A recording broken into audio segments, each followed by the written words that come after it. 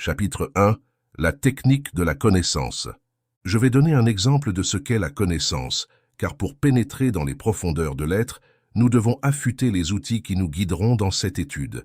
Imaginons une fleur entre vos mains, ou trouvez en une, peu importe la couleur, la forme ou la famille. Faisons un petit exercice pour connaître cette fleur.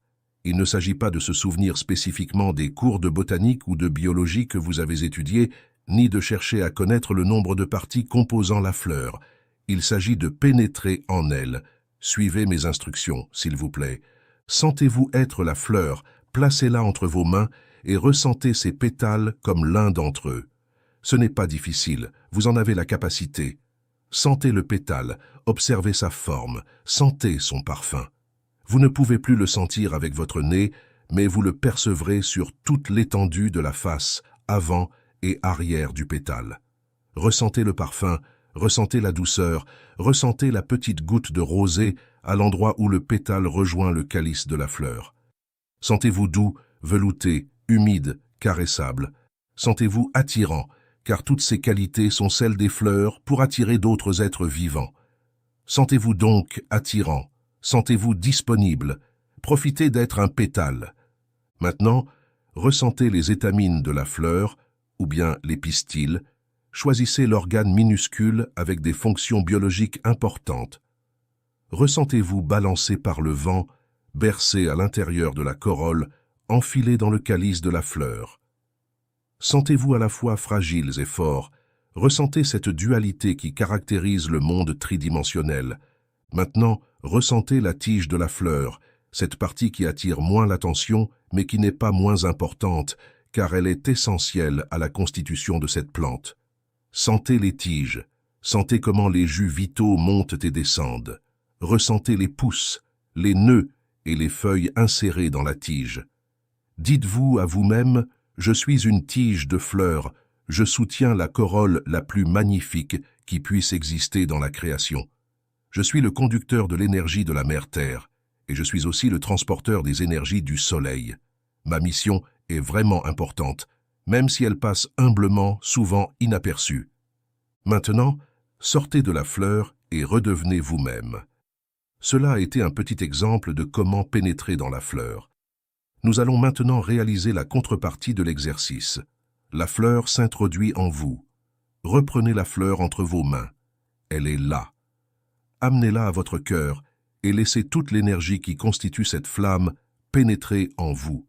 Elle se fond avec toute l'énergie de votre champ aurique et de votre corps de lumière, de sorte que la fleur est maintenant en vous, et la sève de la fleur et son sang sont maintenant les vôtres. De la même manière, toutes les caractéristiques de beauté, de force, de vitalité et de service de la fleur se fondent avec les vôtres. La réponse que vous donnez en tant qu'être vivant à l'univers est la même, et les deux sont une seule et même chose. On ne peut plus distinguer ce qui est la fleur et ce qui est l'être humain.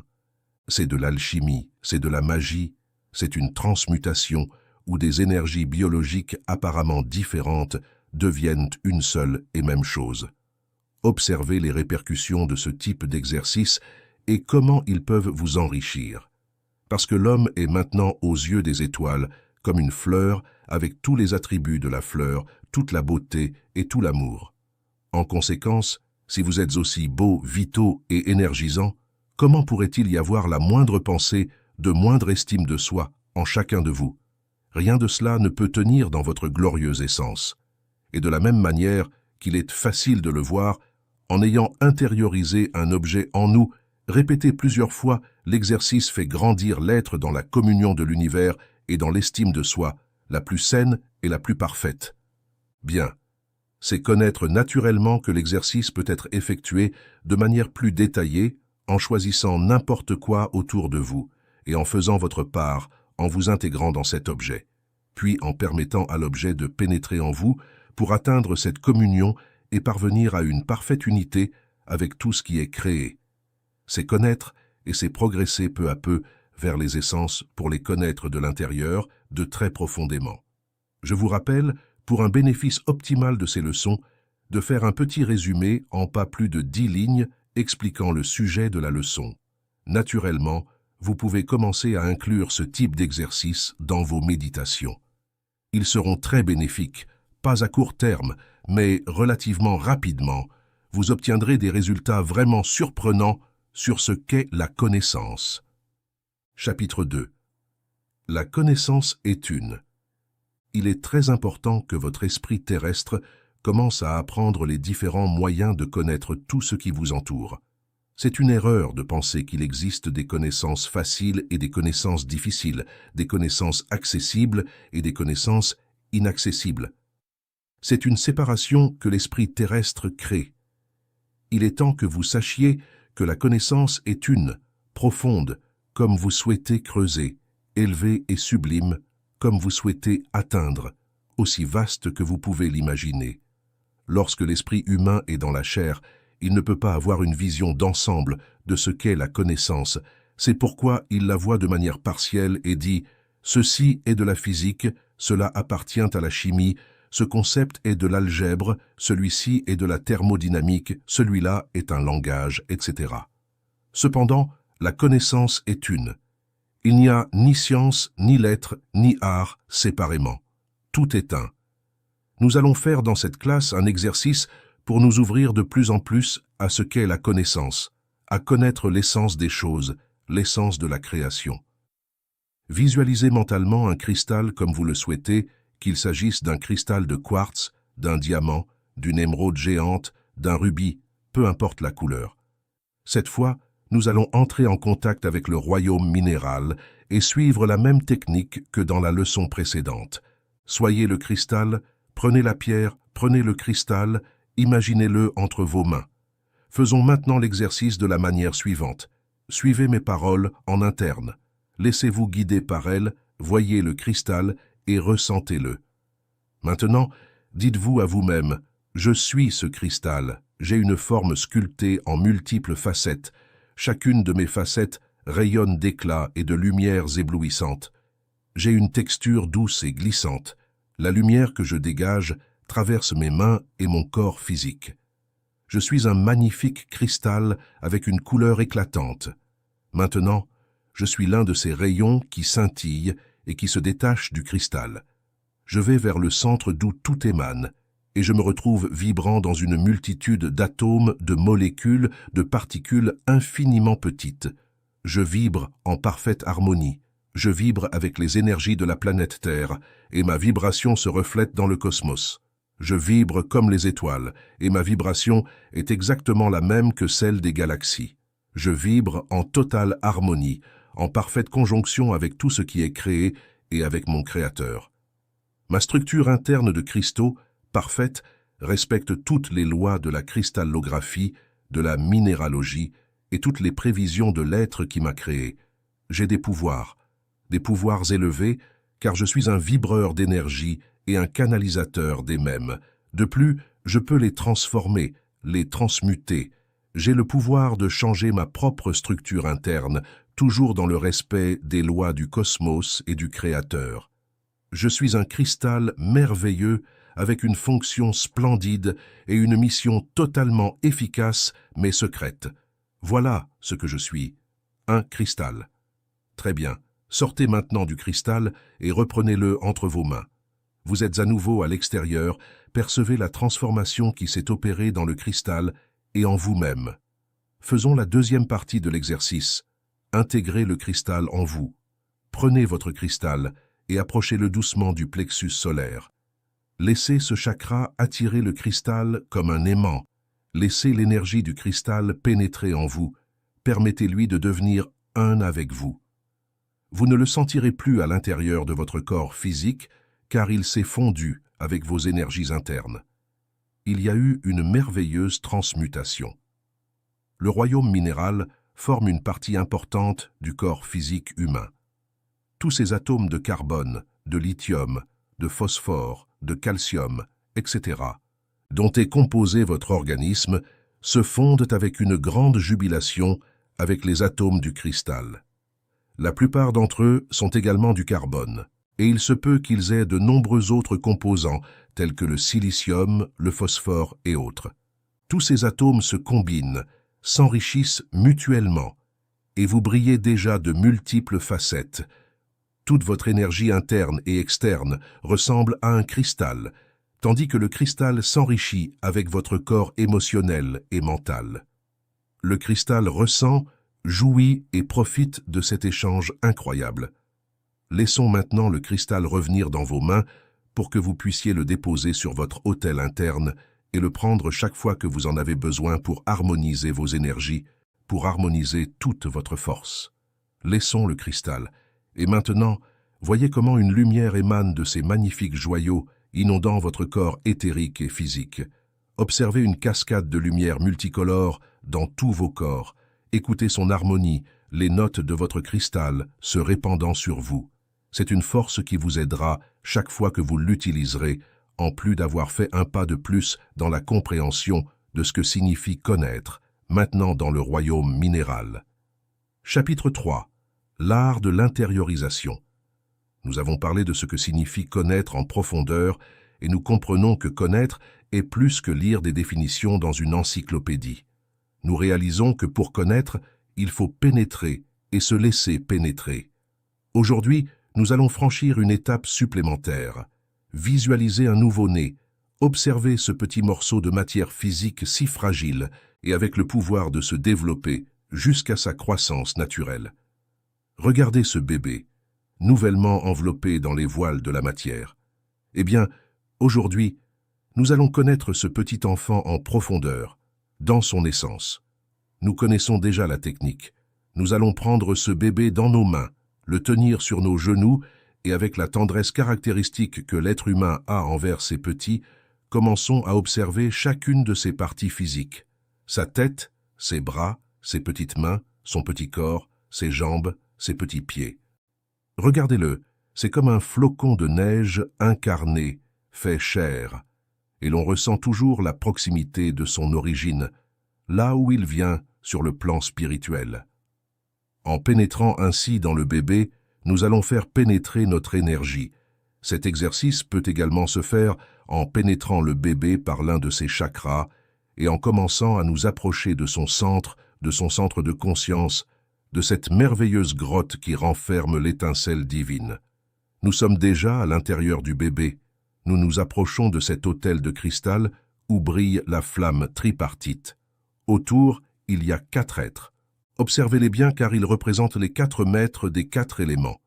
Ils sont là, soutenant et présidant les opérations rapides que le bébé effectue pour s'acclimater à la planète Terre. Remarquez comment l'esprit, le corps mental de ce bébé, n'a pas de filtre, pas de jugement, ni de préjugés, ni de souvenirs, car dans le processus d'incarnation, les souvenirs des vies antérieures restent relégués à un endroit caché. Nous pourrions dire que le bébé est comme une cire molle sur laquelle rien n'a été écrit, une page blanche qui va peu à peu commencer à raconter une histoire. Voyez comment son cœur bat en harmonie avec tout ce qui l'entoure. C'est une façon de s'ancrer dans son nouveau monde, et il s'harmonise avec tous les êtres humains. Surtout avec sa maman, voyez-vous encore à l'intérieur de ce bébé, vous êtes comme lui, vierge, pur, inédit, désireux de commencer. Faisons un acte de louange à la divine présence qui est sur cet autel, au siège de la conscience de l'enfant. Je te loue, divine présence, et je te bénis pour les siècles infinis. Faisons une révérence et sortons de ce sanctuaire intérieur pour revenir à notre position où nous avons le bébé dans nos bras.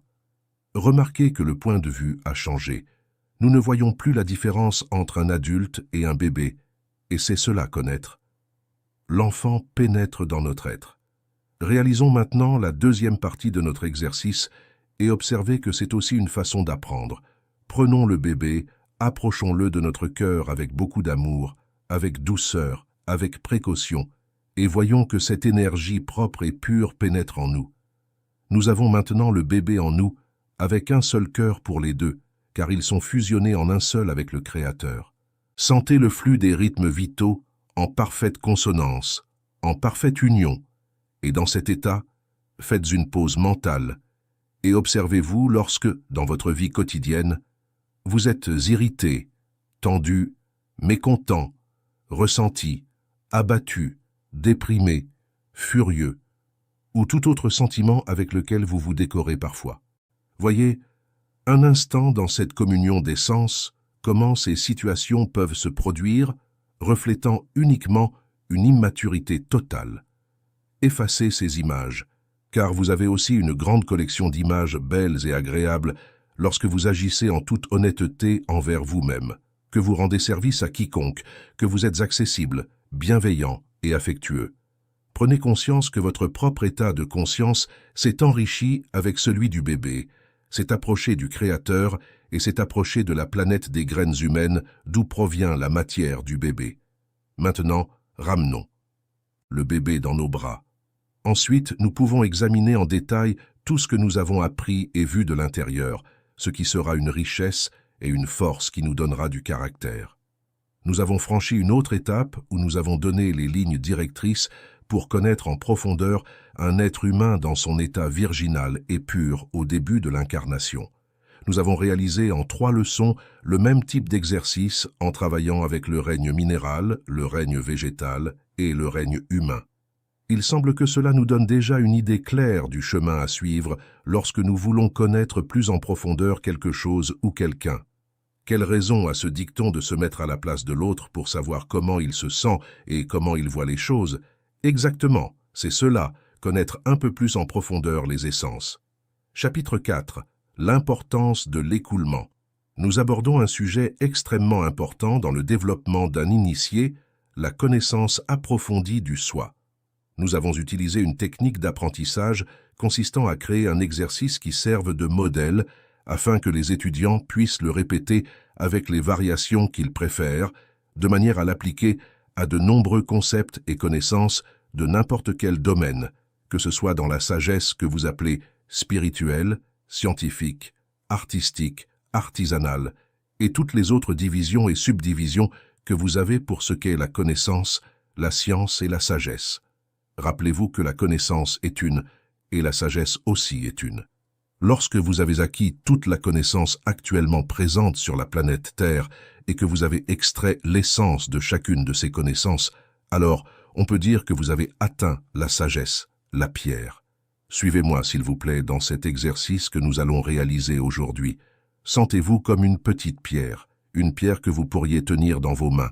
Imaginez-vous être situé au sommet d'une montagne aux côtés d'autres personnes qui, comme vous, sont aussi une pierre.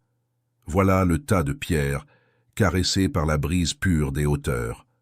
À un moment donné, la brise devient un peu plus forte, jusqu'à devenir un vent, et les pierres commencent à bouger, à voler, à rouler sur le versant de la montagne, se dispersant à la surface de la terre. L'inertie fait que la pierre continue à rouler et à tourner, elle ne peut pas s'arrêter, elle roule et roule. En roulant, elle tombe dans une rivière impétueuse avec des rapides, des tourbillons, une grande force, et ces pierres se laissent joyeusement emporter par le courant, roulant, montant et descendant, tournant rapidement, suivant le cours de la rivière.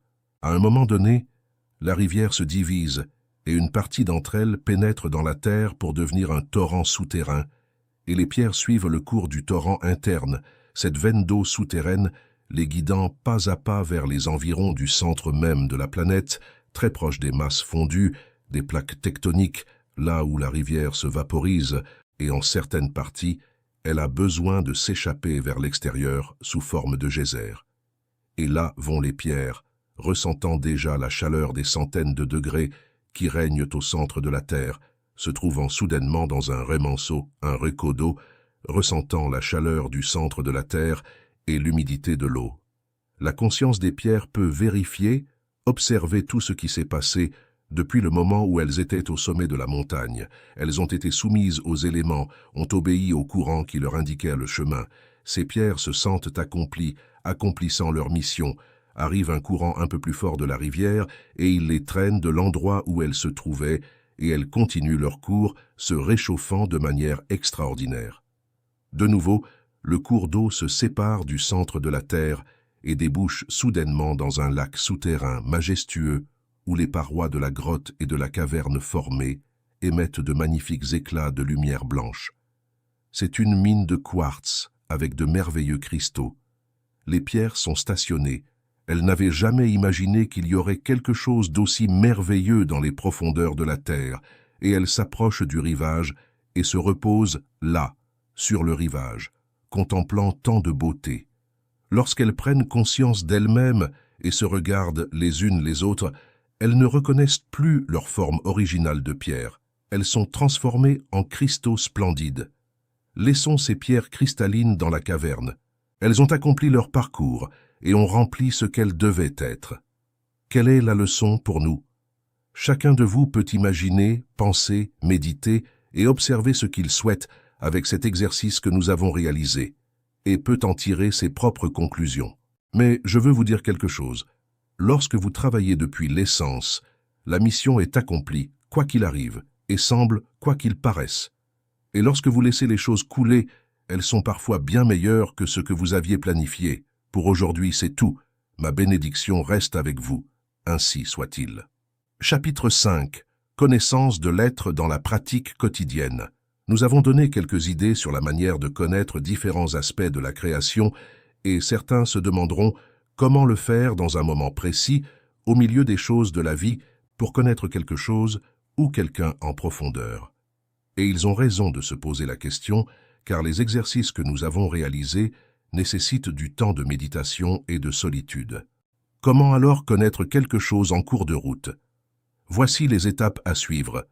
Vous devez avoir pratiqué suffisamment de fois les exercices que nous avons déjà enseignés. Cela vous donnera beaucoup d'aisance et de facilité pour comprendre, observer et ressentir. Comme je viens de le mentionner, observez l'objet ou la personne que vous souhaitez connaître rapidement, captant l'extension, la taille, la forme, la couleur et toutes les autres caractéristiques qu'il peut avoir. Cela se fait rapidement, presque intuitivement. Ensuite, l'observation doit être un peu plus consciente, répondant aux questions du qui, quoi, comment, où, quand, parce que le cerveau peut également le faire en quelques instants. Si c'est une personne, dialoguez avec elle et suivez les étapes précédentes en interne, tout en écoutant ce qu'elle dit. Observez les traits du visage de l'autre personne, observez ses yeux, sa bouche, car le mouvement des yeux et le mouvement de la bouche fournissent plus d'informations que les mots eux-mêmes. Après avoir observé et écouté votre interlocuteur, procédez à la recherche, sentez et pensez comme cette personne, voyez ces circonstances comme elle les voit, ressentez comme elle ressent. Cela peut également se faire en quelques instants, comme vous l'avez pratiqué de nombreuses fois lorsque vous êtes en relation avec des personnes que vous aimez beaucoup ou des personnes que vous n'aimez pas du tout. Vous adoptez immédiatement les mêmes sentiments et agissez de la même manière que l'autre personne. Lorsque vous êtes conscient de tout ce travail interne, il est beaucoup plus facile de connaître une personne. Le chemin est plus rapide et les erreurs sont moins fréquentes. Une fois que vous avez maîtrisé ces étapes avec une aisance presque naturelle, affirmant ainsi que vous avez appris à connaître, il subsiste encore un dernier acte transcendant, l'union véritable avec cette personne. Au-delà des phases d'observation externe et interne, des dialogues intérieurs et des échanges de pensées, il est temps de transcender la dualité et la polarisation inhérentes à la relation. L'aboutissement ultime réside dans la fusion des individualités, une véritable communion où les frontières s'estompent, laissant place à une harmonie profonde. Tant que vous demeurez deux entités distinctes, il subsiste une dualité, une polarité inhérente à toute relation. Cependant, lorsque l'union se produit, lorsque vous fusionnez en un seul être harmonieux, la polarité s'efface, laissant émerger une symphonie de compréhension et de connexion authentique. Il s'agit d'un processus subtil et profond, nécessitant une ouverture du cœur et une acceptation inconditionnelle. De manière similaire, lorsque vous désirez connaître un objet, les étapes d'observation externe et interne demeurent cruciales. Cependant, ajoutez à cela l'acte d'engager un dialogue avec l'objet inanimé. Imaginez-vous poser des questions à cet objet comme s'il pouvait répondre. Plongez-vous dans cet exercice d'interaction imaginative et échangez mentalement avec l'objet, permettant à votre esprit de répondre comme si c'était l'objet lui-même qui communiquait. Faites cet essai, et vous découvrirez des réponses surprenantes et fascinantes. L'objet, dénué de vie apparente, peut révéler des aspects insoupçonnés lorsqu'on le considère comme un interlocuteur potentiel. C'est comme si une communication subtile s'établissait entre vous et l'objet, offrant un nouvel éclairage sur sa nature et sa présence dans votre réalité. En explorant ces dimensions de l'union, que ce soit avec une personne ou un objet, vous transcenderez les limites de la simple connaissance pour accéder à une compréhension plus profonde. C'est dans cette fusion où les barrières de la dualité s'estompent que naît une véritable harmonie, révélant des vérités cachées et ouvrant la voie à une connexion authentique avec le monde qui vous entoure. Chapitre 6. Loi d'attraction et de répulsion. Aujourd'hui, je vais vous parler d'une loi que la science que manipulent les physiciens sur Terre connaît déjà. Imaginez que vous regardez votre écran mental en blanc, puis une ligne horizontale de la couleur et de l'épaisseur que vous voulez. Cela ne servira que de référence. Maintenant, placez au centre un globe pour représenter une goutte, mais imaginez-le maintenant de la taille d'un globe. Prenez ensuite deux autres globes de couleurs différentes. Joignez-les au premier de manière à ce que les deux globes que vous ajoutez soient en dessous de la ligne que vous avez tracée et forment avec le premier un triangle, une molécule d'eau. Ces trois globes représentent trois atomes. Le globe supérieur sera l'atome d'oxygène et les deux globes que nous avons ajoutés pour former le triangle seront chacun un atome d'hydrogène. Nous les avons rendus si grands parce que dans votre plan physique, l'œil humain n'a pas la capacité de voir une molécule d'eau comme nous la visualisons à l'écran mental. Voyons maintenant ce qui fait que les trois atomes, ces trois globes, restent fermement unis sans perdre la forme du triangle. Même lorsque ces molécules s'associent à d'autres, formant des ensembles complexes de 3 ou plus, la nature de leur union reste inchangée, guidée par la même force d'attraction intrinsèque. C'est une merveille constante, une symphonie invisible de particules qui persistent dans leur cohésion, défiant l'ordinaire. Que vous les orientiez vers le haut, vers le bas ou sur le côté, ces éléments microscopiques demeurent solidement unis, tant qu'ils ne sont pas soumis à une force extérieure suffisamment puissante pour perturber cette danse délicate d'attraction et de répulsion. Qu'est-ce qui maintient donc ces molécules fermement unies? C'est, sans l'ombre d'un doute, la force de cohésion, cette attraction magnétique qui transcende les dimensions visibles de la matière. Imaginons la molécule d'eau dans son état naturel, une illustration parfaite de cette harmonie délicate. La force d'attraction entre les atomes d'hydrogène et d'oxygène constitue l'étoffe même qui tisse cette entité liquide. C'est une attraction fondamentale, une force subtile mais puissante qui maintient chaque élément en communion avec les autres. Cependant, dans ce ballet atomique, la dualité trouve également son expression, car aux côtés de l'attraction existe la force de répulsion, une énergie qui maintient un équilibre délicat au sein de ces interactions moléculaires. C'est la manifestation physique de la loi d'attraction et de répulsion, une équation complexe qui gouverne le comportement des particules, les incitant à s'attirer et, simultanément, à se repousser. Cette dualité inhérente rappelle que l'union n'est pas simplement une question d'attraction, mais aussi de respect des limites personnelles, de maintien d'une distance équilibrée. La molécule d'eau, tout en manifestant une attraction puissante, n'ignore pas la nécessité de la répulsion pour garantir un équilibre subtil. Ainsi, dans ce microcosme de la nature, la loi d'attraction et de répulsion révèle son rôle fondamental.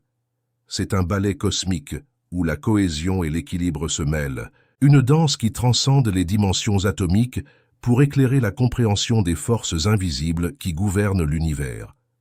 Dans cette subtilité réside la clé de la stabilité et de la cohérence qui caractérise l'essence même de la matière. Ainsi, lorsque notre quête de compréhension nous pousse à explorer essentiellement un être, une des merveilleuses créations du Père cosmique, nous nous retrouvons en face de forces mystérieuses et sublimes qui gouvernent cet acte d'investigation. C'est une tentative courageuse de pénétrer dans le domaine intérieur le plus profond, là où réside l'essence même de chaque création. Dans ce voyage vers les profondeurs, nous sommes confrontés à une force agglutinante, une puissance magnétique qui attire et interroge les éléments affins, orchestrant une danse cosmique où chaque composant trouve sa place précise. Cette force agglutinante n'est rien de moins qu'une manifestation de l'intelligence cosmique, une sorte d'aimant spirituel qui canalise les énergies et les forces vitales vers leur expression la plus authentique. Elle opère dans le silence du cœur, là où les véritables secrets de chaque être se nichent, prêts à être révélés à ceux qui osent plonger dans les profondeurs de l'âme. Dans cette exploration, nous découvrons que cette force agglutinante ne cherche pas seulement à révéler l'essence, mais aussi à l'ancrer dans le plan qui lui est intrinsèque. Chaque créature, chaque être, est appelé à manifester son essence dans le monde matériel d'une manière qui lui est propre, créant ainsi un équilibre harmonieux dans le grand édifice de l'existence. Cette force opère comme un guide invisible, veillant à ce que chaque manifestation trouve sa juste place et joue son rôle dans l'orchestration divine de la réalité. Lorsque nous cherchons à connaître un être de manière essentielle, nous entrons dans un dialogue subtil avec cette force agglutinante.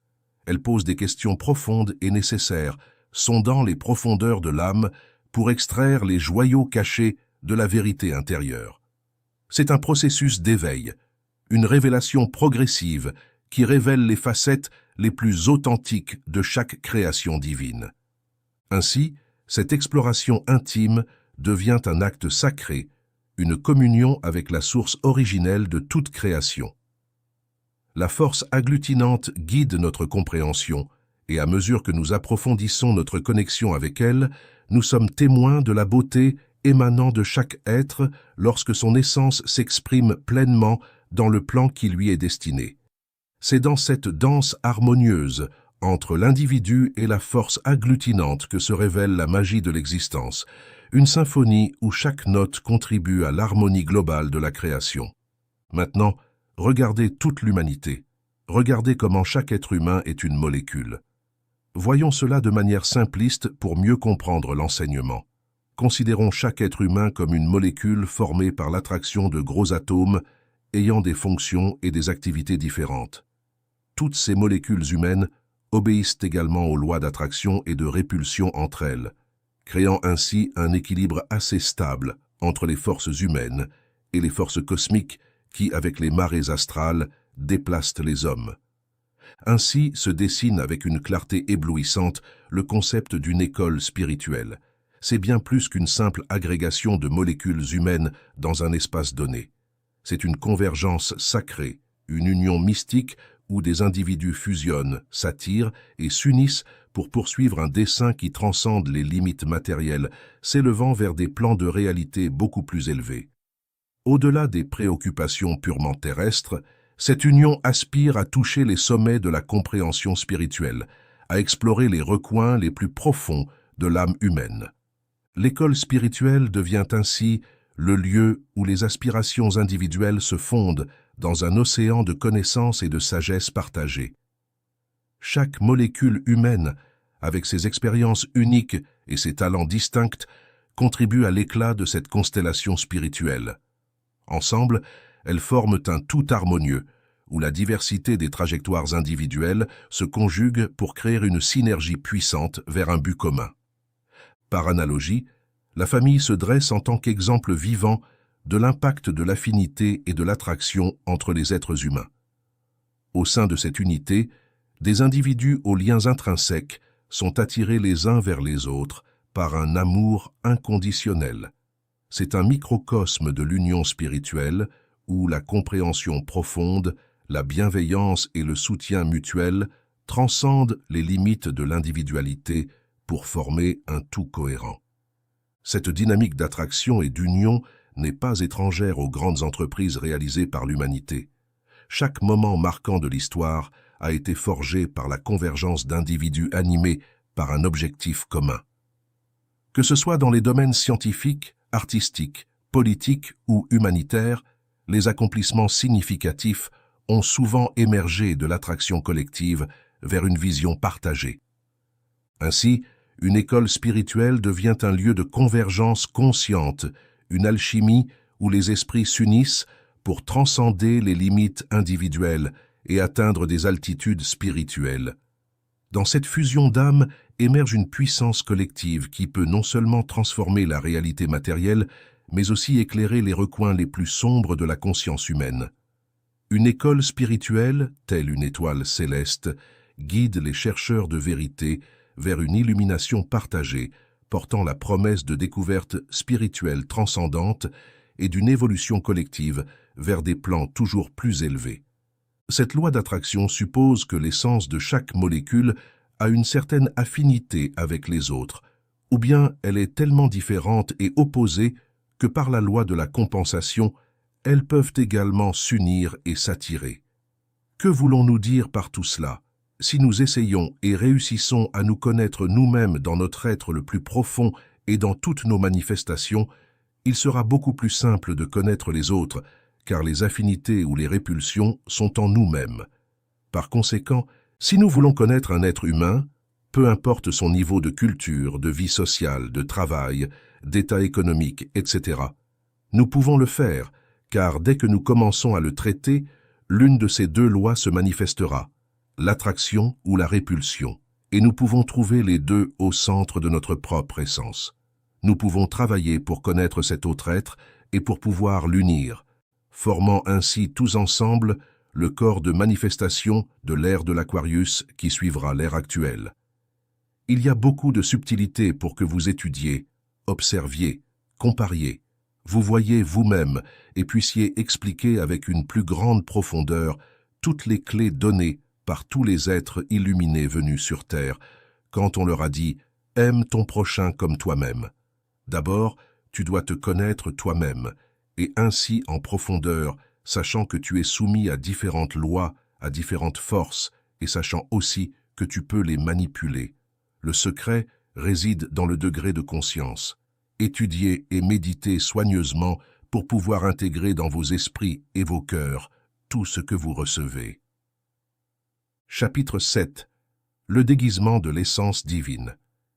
Il était une fois un soleil gigantesque qui scintillait et illuminait tous les coins de l'univers, et ses rayons atteignaient des distances inimaginables.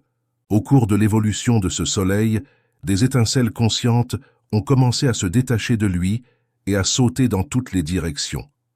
De magnifiques étincelles avec de nombreux éclats, des lueurs sublimes et une pleine conscience de leur essence solaire et divine. Ainsi, au fil de leur pérégrination cosmique, ces étincelles lumineuses ont amorcé un processus délibéré d'embrasser une diversité d'énergies solaires qui ponctuaient leur trajet céleste, conscientes de leur nature malléable et de leur capacité à fusionner avec différentes vibrations cosmiques. Ces entités divines se sont volontairement entourées d'une énergie légèrement moins éclatante que celle de leur soleil d'origine. Ce choix délibéré était empreint d'une sagesse cosmique, d'une compréhension profonde que l'expansion de leur essence solaire ne résidait pas seulement dans la pure luminosité, mais dans la capacité à intégrer et à harmoniser une multitude d'énergies. C'était un acte conscient visant à tisser des liens avec les nuances variées qui composent le tissu vibrant de l'univers. À mesure qu'elles se fondaient dans ces énergies différentes, les étincelles embrassaient des facettes subtiles et uniques, enrichissant ainsi leur propre essence solaire. C'était une danse cosmique, une symphonie d'énergie solaire variée, chacune apportant sa propre note distinctive à cette chorégraphie céleste. Ces entités divines comprenaient que l'expérience de la lumière ne se limitait pas à la brillance uniforme, mais résidait également dans la danse harmonieuse des contrastes et des complémentarités. Au cœur de cette fusion énergétique, les étincelles transcendaient les frontières de leur origine, découvrant une expansion de conscience inédite. Elles devenaient des porteurs de diversité, des émissaires de l'unité cosmique dans leur expression individuelle. Chaque interaction avec une énergie solaire différente était une opportunité d'apprentissage, de croissance et de co-création. Cette aventure cosmique, guidée par la sagesse intrinsèque de ces étincelles, les a conduites à une réalisation profonde. L'éclat suprême réside dans l'harmonie de la diversité. Leur essence solaire, désormais imprégnée de multiples teintes et intensités, était devenue une œuvre d'art céleste, une manifestation éblouissante de l'union des forces cosmiques. Ainsi, ces étincelles lumineuses continuent leur voyage, non seulement comme des émissaires de leur soleil d'origine, mais aussi comme des ambassadeurs de la riche palette d'énergie solaire qu'elles ont embrassée. Leur lumière, désormais teintée d'une compréhension universelle, brille comme un phare dans l'infini cosmos, rappelant à tous que la véritable grandeur réside dans l'acceptation et l'harmonisation de la diversité cosmique. Ainsi, chaque étincelle, dans son voyage cosmique, a entrepris le captivant processus de se parer de nouvelles énergies, chaque strate ajoutant une nuance unique à sa brillance originelle. C'était une danse éternelle d'absorption et d'assimilation où les étincelles se métamorphosaient à chaque rencontre avec une nouvelle énergie solaire. Ce déguisement sur déguisement a continué jusqu'à ce que les étincelles ne se reconnaissent plus les unes les autres, transformées au point où leur manifestation externe devenait complètement différente. Malgré ces changements, l'essence fondamentale de chacune restait la lumière solaire, l'origine même de leur existence. Ces graines de lumière, dissimulées dans les replis du temps, ont ainsi été délicatement semées sur la toile cosmique de la planète Terre, amorçant une évolution extraordinaire à travers de multiples ères. Dans le sillage de cette semence céleste, l'humanité a éclos, portant en elle la sublime destinée de révéler sa véritable nature en dépouillant chaque déguisement, chaque parure, afin de retrouver l'éclat de cette étincelle solaire originelle qui réside au cœur de son essence. Au fil des éons, chaque être humain a été façonné par les expériences de la vie, tissant un kaléidoscope complexe de perceptions, de joie et de peine. Le voyage de l'humanité, une épopée jalonnée de descente dans les abysses de l'existence et de remontée vers la lumière, a constitué un processus d'apprentissage infini. Les déguisements, comme des costumes temporels, ont offert des leçons précieuses, invitant chacun à explorer les recoins les plus profonds de son âme pour découvrir la vérité inaltérable qui réside en son sein. Ainsi, chaque incarnation sur cette sphère terrestre a servi de laboratoire d'expérimentation où les graines de lumière ont pu grandir à travers les interactions humaines, les défis, les triomphes et les défaites. Chaque déguisement, chaque parure a contribué à l'épanouissement de l'âme, façonnant une mosaïque unique de sagesse et de compréhension. Le grand dessein derrière cette épopée cosmique réside dans le retour à la source, la réunion sacrée avec l'énergie primordiale qui a initialement engendré ces graines de lumière.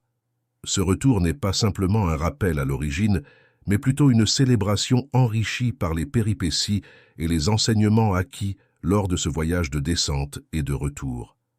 Ainsi, l'humanité, consciente de sa nature divine, se lance dans le dénouement ultime, délaissant les masques éphémères pour embrasser la pureté de son essence solaire. Ce voyage continue d'évoluer, tissant la trame de l'existence avec une sagesse forgée par l'expérience et ouvrant la voie à un avenir où chaque étincelle, nourrie par la lumière des éons passés, contribue à l'illumination collective de l'univers infini. Le cœur intérieur, lorsqu'on parle du cœur intérieur, évoque précisément cette lumière consciente, cette essence qui est une énergie pure et subtile, identique à celle du Créateur. Chaque être humain qui éveille cette conscience, qui se connaît et se sent briller, brûler et irradiant tout ce qui l'entoure, dégage constamment un parfum et une fumée d'encens, une louange à toutes les créations supérieures, en particulier à son Père solaire. Le réveil de la conscience constitue une métamorphose profonde qui transcende les limites du plan tridimensionnel.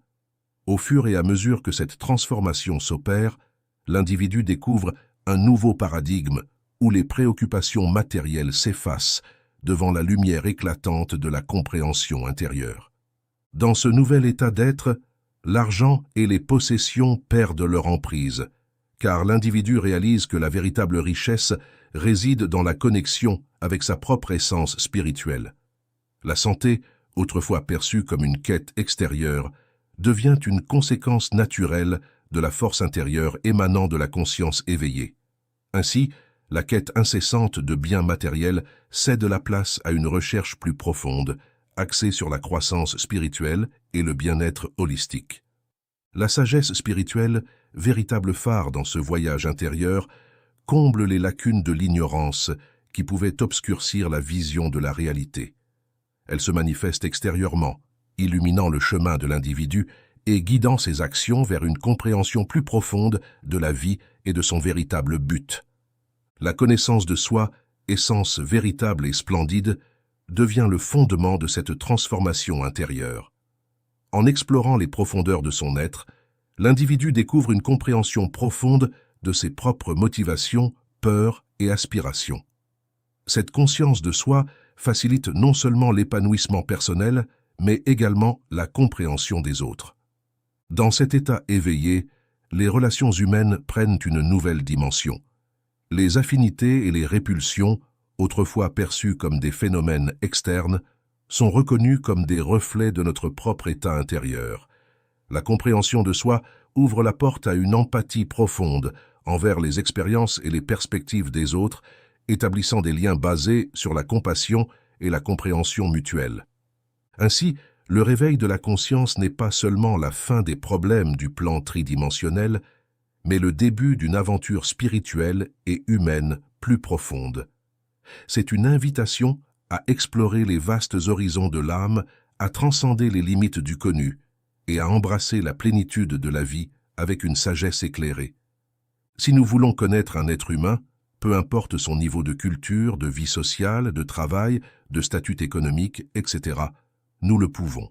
Les lois d'attraction et de répulsion se manifesteront dès que nous commencerons à interagir avec lui, offrant une clarté sur nos propres affinités et répulsions. En comprenant ces lois, nous pouvons travailler à unir et former tous ensemble le corps de manifestation des ères futures qui succéderont à l'ère actuelle du Verseau. Il y a beaucoup de subtilité entre ces lignes pour que vous étudiez, observiez, compariez, vous voyiez vous-même et approfondissiez les enseignements donnés par tous les êtres illuminés venus sur Terre. Quand on vous dit d'aimer votre prochain comme vous-même, il faut d'abord vous connaître profondément, sachant que vous êtes soumis à différentes lois, à différentes forces, et que vous pouvez les maîtriser. Le secret réside dans le degré de conscience. Étudiez et méditez attentivement afin d'intégrer dans vos esprits et vos cœurs tout ce que vous recevez. Il est arrivé qu'elles voyageaient et trouvaient d'autres types de costumes qu'elles ajoutaient aux précédents. C'était un déguisement sur un autre, jusqu'à ce qu'un moment arrive où les mêmes étincelles ne pouvaient plus se reconnaître les unes les autres, tant leurs manifestations externes étaient complètement différentes. Cependant, l'essence de toutes restait la lumière solaire, l'origine de l'humanité. Après de nombreux éons, ces graines de lumière totalement déguisées ont été semées sur la planète Terre, et de là est née l'humanité. Avec le destin merveilleux de laisser derrière chacun des déguisements, chacun des costumes, pour redevenir cette étincelle solaire et se réintégrer à elle, ayant acquis une grande expérience et sagesse dans ce voyage de descente et de retour. Quand nous parlons de l'être interne, nous parlons précisément de cette lumière consciente, de cette essence qui est une énergie très pure et subtile, qui est la même essence du Créateur. Chaque être humain qui éveille cette conscience, qui se sait et se sent ainsi, qui se sent briller, brûler tout ce qui l'entoure, qui dégage constamment cet arôme et cette fumée d'encens, est une louange à toutes les créations supérieures, en particulier à son Père solaire. Lorsque cette conscience s'éveille, tous les problèmes du plan tridimensionnel disparaissent complètement. L'argent et les possessions cessent d'avoir un sens. La santé devient une conséquence naturelle de la force intérieure. Et la sagesse spirituelle comble toutes les lacunes d'ignorance, se manifestant extérieurement. Ainsi, se connaître soi-même dans cette essence véritable et éclatante fera en sorte que les problèmes que vous avez avec votre famille, vos collègues de travail, vos supérieurs, vos subordonnés, vos amis, vos voisins et tous ceux à qui vous offrez des services ou qui vous en offrent n'aient plus la même force. Il n'y aura aucun autre être humain, étincelle déguisée, que vous ne puissiez pas reconnaître, aimer, comprendre, et sur lequel vous ne pouvez pas déverser tout ce que vous ressentez en tant qu'être spirituel de conscience éveillée. Vivez en conscience de ce qui est vrai. Essayez de vivre, même 5 minutes par jour, dans cette splendide conscience de lumière qui jaillit généreusement, qui se répand avec toute générosité vers l'infini et atteint les confins les plus éloignés de votre galaxie. Sentiez-vous même pendant 5 minutes dans cette conscience, pour que peu à peu vous puissiez étendre cet état de plénitude totale à toutes les actions quotidiennes. Connaissez-vous vous-même comme ce que vous êtes réellement et voyez en tous les autres ce qu'ils sont vraiment aussi. Beaucoup d'églises sur Terre proclamant que tous les êtres humains sont frères, c'est une bonne analogie. En réalité, ils sont bien plus que des frères. Ce sont des étincelles du même soleil qui brillent de la même manière. Leur essence est la même. Ils sont un seul et même être. Je vous donne ma bénédiction en espérant que tous les déguisements de votre étincelle divine seront mis de côté afin que cette essence qui crie à grand bruit puisse se manifester dans la 3e dimension. Chapitre 8. L'essence de tout, c'est l'amour. Quelle est l'essence du feu? L'essence du feu est l'amour, car c'est ce qui le fait brûler, illuminer, chauffer, vibrer, communiquer. Tout cela grâce à la force de l'amour. C'est un amour qui se manifeste de manière enflammée, ardente, puissante, mais c'est de l'amour. Et quelle est l'essence de l'eau? L'essence de l'eau est également l'amour. Par amour, elle forme un être qui s'adapte toujours à n'importe quel espace et qui coule toujours dès qu'elle en a l'occasion. Elle se donne toujours sans égoïsme ni parti pris. L'eau est amour, c'est l'amour qui coule, l'amour qui rafraîchit, l'amour qui harmonise et vivifie. Et quelle est l'essence de l'air? Elle est également l'amour. Même les vents et les ouragans, même les rafales les plus fortes, sont remplis d'amour. Les vents doux sont les caresses des atomes qui vibrent et s'étendent sur toute la planète pour caresser tous les enfants de Dieu. Les bourrasques sont remplies d'amour pour balayer et nettoyer, pour communiquer rapidement, pour envelopper toute la planète dans l'utilité des vibrations supérieures. Comme vous pouvez le deviner, l'essence de la Terre est l'amour. Regardez votre mère, Terre, avec quel amour elle donne, avec quel amour elle vous couvre, avec quelle tendresse elle prend soin de chaque être vivant en elle, de chaque être qui vibre à l'unisson avec elle. Si nous continuons à passer en revue tout ce qui nous entoure, absolument tout a une essence et peut être réduit à ce mot, l'amour. Et quelle est l'essence de Dieu? Quelle est l'essence de Dieu? C'est l'amour. C'est cet amour qui se déverse sans mesure, qui se donne sans distinction de personnes ou de choses. C'est cet amour qui se renverse, qui inonde les lacs comme une cascade, qui réjouit le cœur de l'homme. C'est comme cette lave volcanique qui jaillit sous pression avec la force de son propre cœur pour tout recouvrir avec cette capacité fécondante de ce qui a été touché par le feu et les cendres.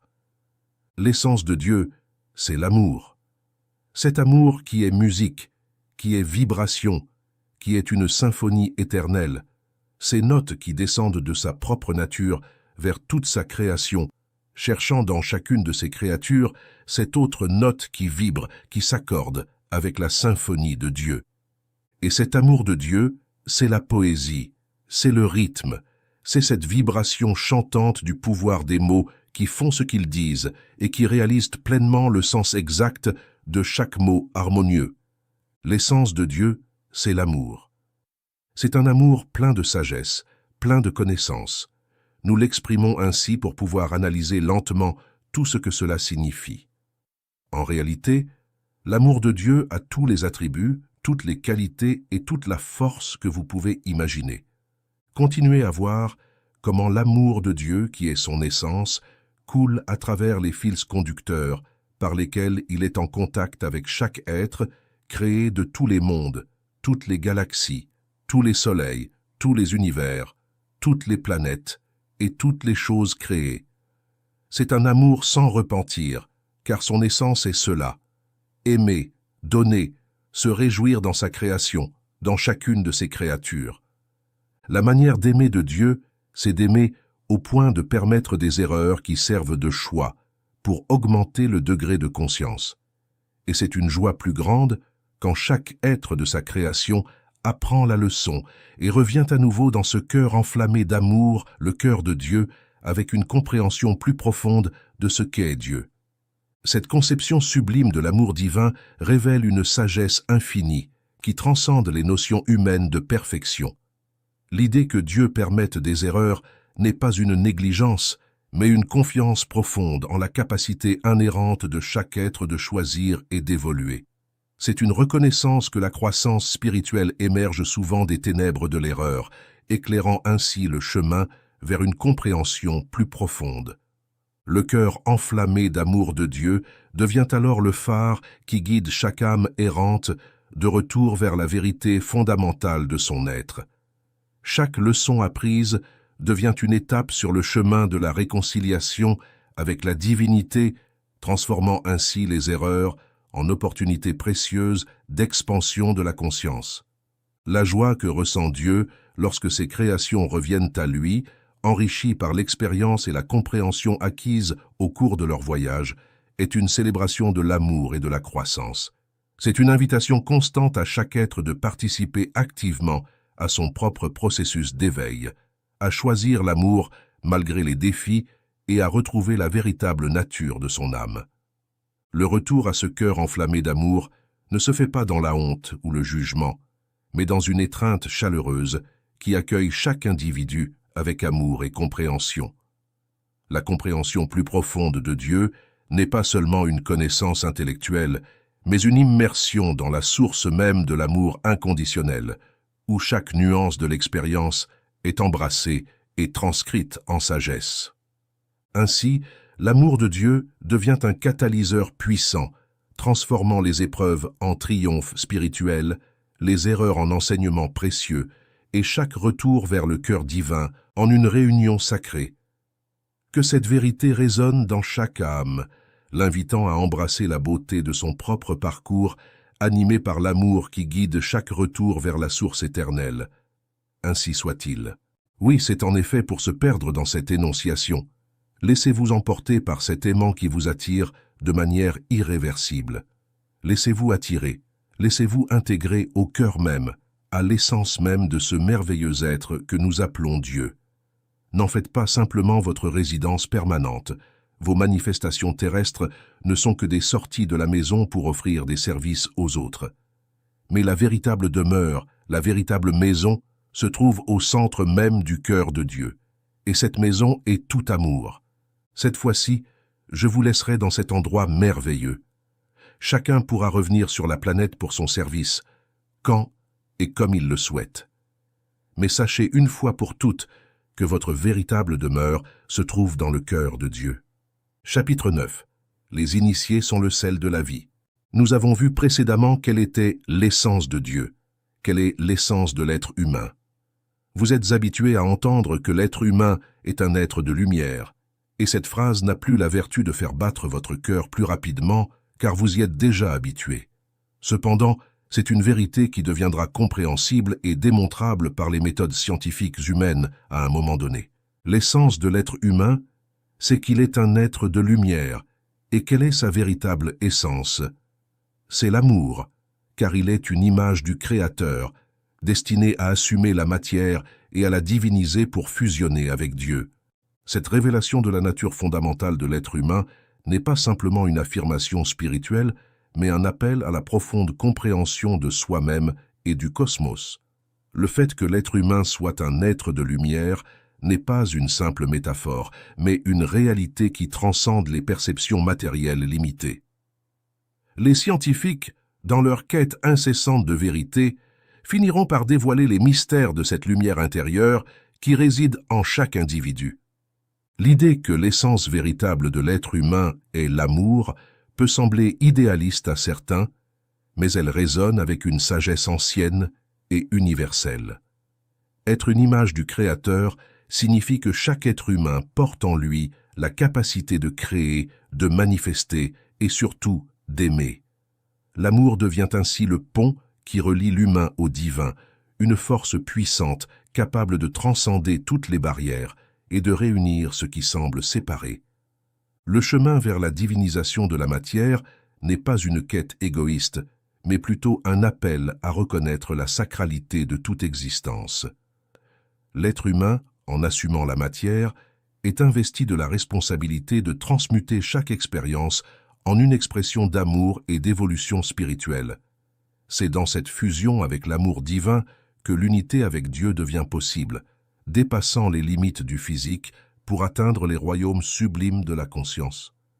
Lorsque l'humanité embrassera pleinement cette vérité, elle découvrira que l'amour est la clé de la compréhension mutuelle, de la guérison planétaire et de l'évolution collective. Chaque individu devient alors un artisan de lumière, contribuant à illuminer le monde de sa propre essence divine. Cette révélation transcende les dogmes et les frontières, appelant chaque âme à reconnaître son potentiel divin et à s'élever vers des sommets encore inexplorés. Que cette vérité résonne profondément dans chaque cœur, éveillant une conscience éclairée, prête à embrasser l'amour en tant que force motrice de la vie. Que l'être humain, conscient de sa véritable essence, devienne le phare qui guide l'humanité vers l'accomplissement de son destin sacré, ainsi soit-il. Permettez-moi de vous rappeler les paroles de Jésus qui se trouvent dans un livre sacré. Vous êtes le sel de la terre, mais si le sel perd sa saveur, avec quoi la lui rendra-t-on? Vous êtes la lumière du monde. Une ville située sur une montagne ne peut être cachée. On n'allume pas une lampe pour la mettre sous le boisseau, mais on la met sur le chandelier, et elle éclaire tous ceux qui sont dans la maison. Que votre lumière luise ainsi devant les hommes, afin qu'ils voient vos bonnes œuvres, et qu'ils glorifient votre Père qui est dans les cieux. De même, un disciple est le levain dans la pâte, car pour que le pain soit moelleux et léger, il a besoin de levain. Peu importe à quel point le grain de levain est petit, il fait lever toute la pâte. Les initiés qui vivent dans la troisième dimension sont nos envoyés, nos contacts, et ils sont le sel de la terre, la lumière et le levain, tout cela alimenté par leur propre essence qui est l'amour. Si le sel devient insipide, c'est équivalent à dire que l'amour est mal utilisé, qu'il devient stérile, non créatif. C'est lorsque le sel devient insipide. À l'intérieur de l'être humain, de nombreuses énergies de natures opposées travaillent, et c'est précisément cette lutte, cet effort, de transformer celles qui ont une apparence dense pour qu'elles deviennent des énergies subtiles, spirituelles, lumineuses et magnifiques. C'est la mission, c'est l'effort qu'il faut y mettre, l'utilisation de l'amour. Si l'amour qui est à l'intérieur de l'être humain peut être gaspillé et utilisé de manière incorrecte, il peut également s'agrandir, s'accroître et se manifester dans toute sa splendeur. Cette lutte intérieure, cette alchimie de l'âme, est le véritable laboratoire où les initiés travaillent sans relâche. Ils comprennent que chaque énergie, même celles en apparence sombres et denses, porte en elle le potentiel de transformation. C'est dans la confrontation avec ces énergies contradictoires que l'être humain peut évoluer, transcendant les limites de sa nature terrestre pour accéder à des sphères plus élevées de conscience. L'effort déployé pour transformer ces énergies n'est pas une tâche aisée. Cela demande une volonté inébranlable, une conscience constante et un engagement envers le chemin spirituel. Les initiés comprennent que chaque pensée, chaque émotion et chaque action sont des occasions de choisir la voie de l'amour plutôt que celle de la séparation et de la peur. L'utilisation de l'amour devient ainsi l'outil principal dans ce processus alchimique. Les initiés cultivent un amour inconditionnel envers eux-mêmes, acceptant toutes les parties de leur être avec compassion et bienveillance.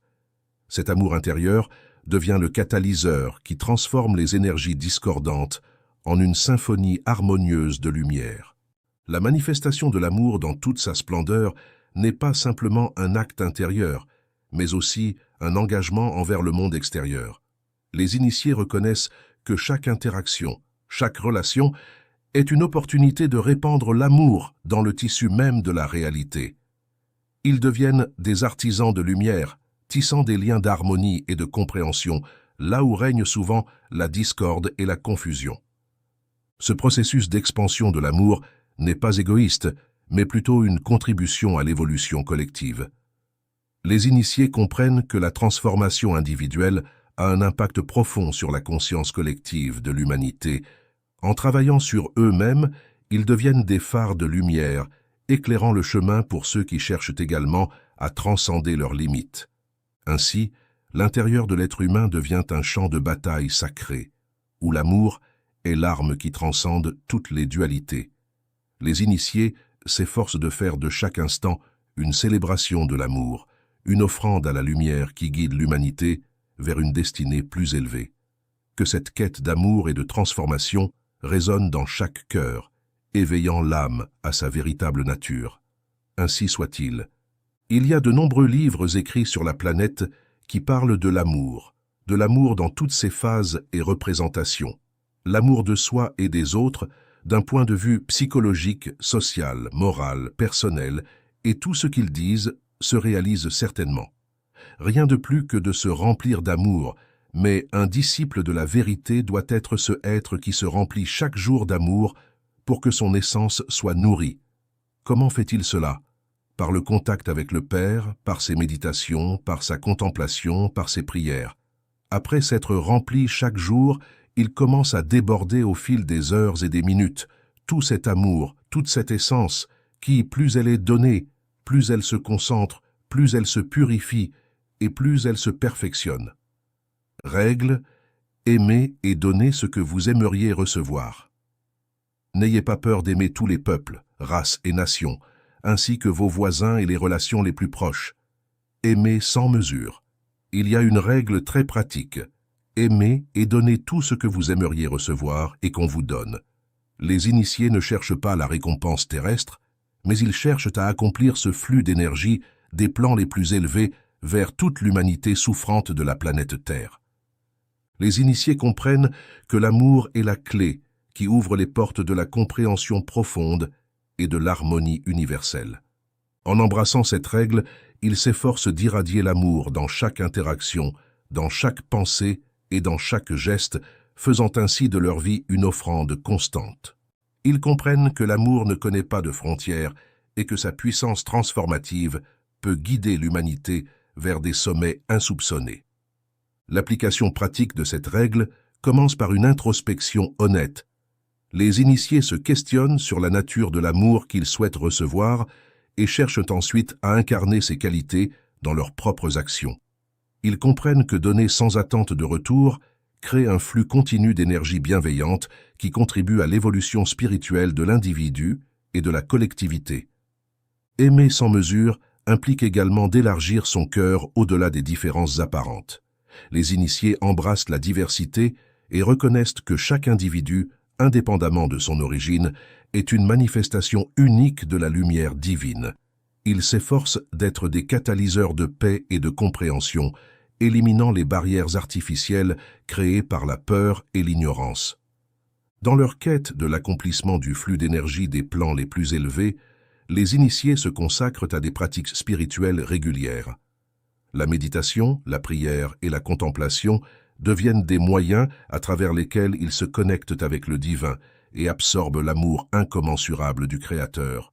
En cultivant cette connexion, ils deviennent des canaux de lumière, répandant la bénédiction de l'amour divin sur la terre.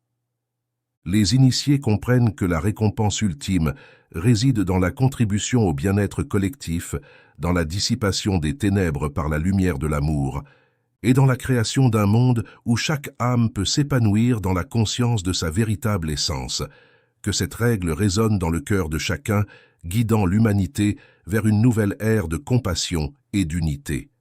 Ainsi soit-il.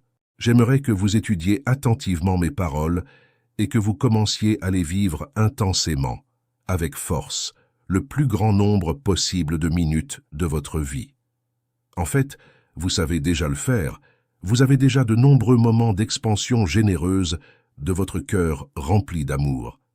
Étendez cela en espace et en temps pour que réellement la planète s'imbibe de l'amour du Père à travers ses enfants, les initiés. Je vais laisser ici mes paroles car je souhaite que vous méditiez profondément sur ce que je vous ai dit. Soyez bénis à jamais, que cela soit ainsi.